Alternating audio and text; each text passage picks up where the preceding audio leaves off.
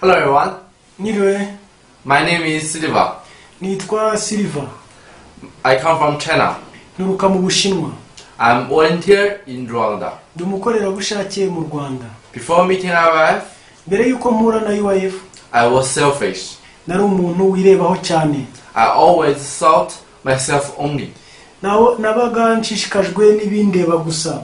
And I couldn't listen to other people's words. Ntabwo nabashaga gutegera abandi amatwi ngo numve ibyo bavuga.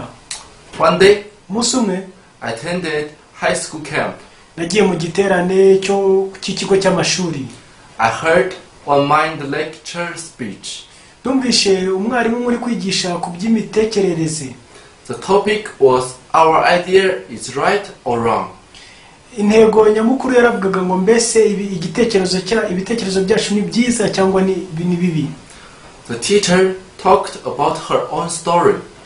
Umwarimu yavugaga ku nkuru ye. One day, Umunsi umwe the teachers had an argument with her friend. umwarimu yagiranye ari ibyo atumvikanyeho n'inshuti ye. And the teacher thought Rero umwarimu she was right. yatekereje ko yari mukuri. And her friend is wrong. Kandi ko inshuti ye ibyo yavugaga bitari ukuri. So from that time, Kuva icyo gihe the teachers didn't talk with her friend. umwarimu ntiyongeye kuvugana n'iyo nshuti ye. But one day, Ariko umunsi umwe the teacher called the friend. umwarimu yahamagaye inshuti ye. And then talked about that problem. Ikibazo bari bafitanye bakiganiraho. After that time, Nyuma y'icyo gihe the teacher clearly know what is her problem. umwarimu yaje kumenya ikibazo yari afite. Yes, the teacher is right. Nibyo koko umwarimu yari umunyakuri. But how about that friend?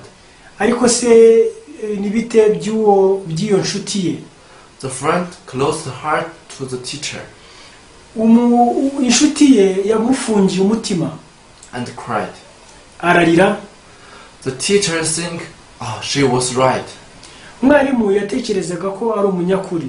But if she hold on to her own point, Ariko niyo agumya kutsimbarara ku byo yavugaga, the teacher would have lost one of her best friend.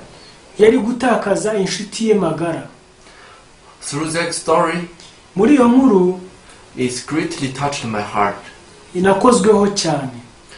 I remembered I had so many similar stories. Nibutse ko numvishe inkuru nyinshi cyane zimeze nk'iyo ngiyo. I always went my way.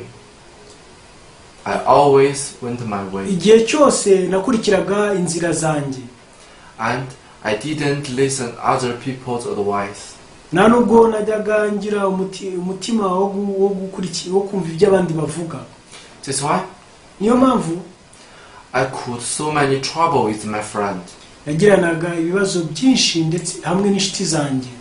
And I didn't think about this. Ntabwo nigeze mbitekerezaho. From that time, Kuva icyo gihe I could little by little learn how to think other people. nagiye ndushaho kwiga gahoro gahoro ukuntu ushobora gutegera amatwi abandi. I hope you don't use your judgments. Niringiye yuko utazatsimbarara cyane ku myumvire yawe And lose your best friend. ukagera ku rwego rwaho watakaza inshuti yawe. Please join IYF Ndakurarikira kuba waza kuri IYF and learn how to think deeply ukiga uko watekereza mu buryo bwimbitse before tasting selfish discussions. ukaba wakwiga ku bijyanye no kuntu utagumya gutsimbarara. Thank you.